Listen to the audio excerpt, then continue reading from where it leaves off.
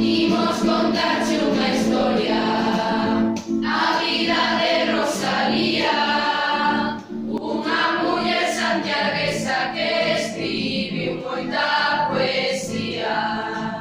Tamén escribiu en prosa, en galego e castelán. Foi unha poeta importante de fama universal.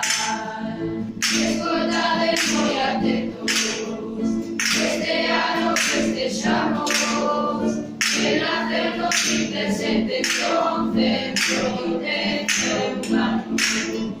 Foi a muller de Munguía, historiador eminente, foi da Academia Galega o primeiro presidente.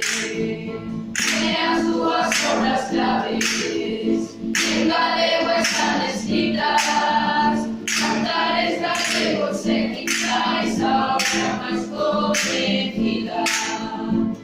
En poemas costumistas de carácter descriptivo, e poemas amorosos tamén son moi chamativos.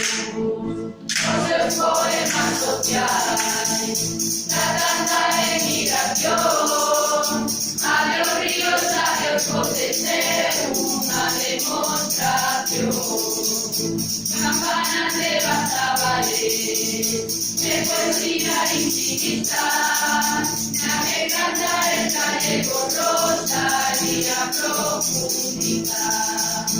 Escribiu na Encimaca, a gran obra Follas Novas, trata dos seus sentimentos, destacando negra sombra.